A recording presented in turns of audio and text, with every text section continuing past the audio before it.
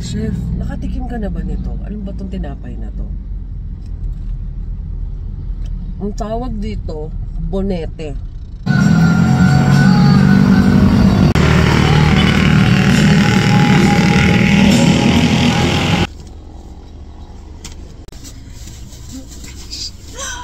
Bonete! Bonete! Maalat. May kunting tamis, may mantika, may butter, may margarine. Malutong-lutong sa labas, malagkit sa loob. The crunch.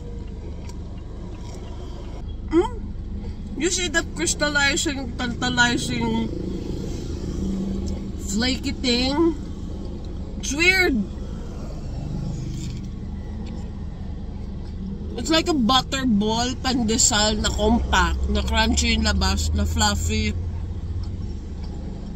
Masasarap ng bonete.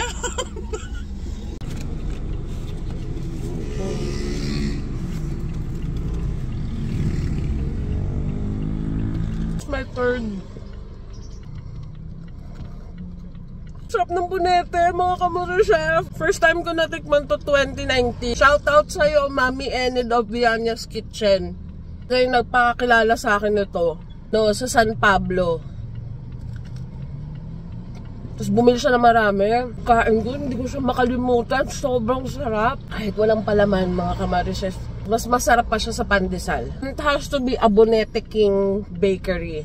If it's not a Bonete King Bakery, it's like a rock. Kailangan may pangalan na Bonete King. Ganon. Kuya, ano ba ito? Piniprito ba ito? Sarap eh. Nakaka-addict siya. Nakaka-addict siya, promise. No words can describe the happiness I feel right now. Kasi mga Kamuro Chef, kung alam nyo lang, July 2022 kami lumipat sa Lipa. Last kain ko nito 2019 pa. So, hindi ko na siya makalimutan, diba? Kapagpad ako ng delivery ko ng San Pablo noong 2022, binyahe ko siya. Boss, sinubukan ko ulit na umaga.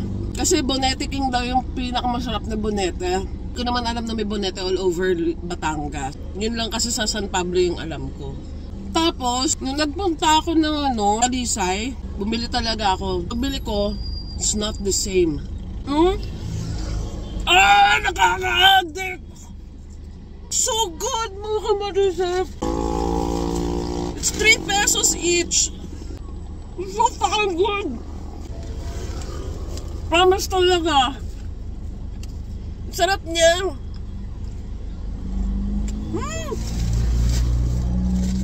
Malayo, hindi siya lasang donut na prinito. Hindi ko ba?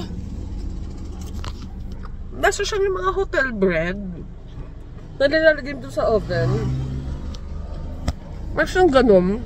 Hindi ba mga Kamuro Chef? Grabe, sobrang inis na inis ako dati dito. Ang hirap-hirap bumili. Kasi either pupunta ka ng sobrang aga, tapos merong umorder ng libo. O, tapos di maubusan ka, di ba?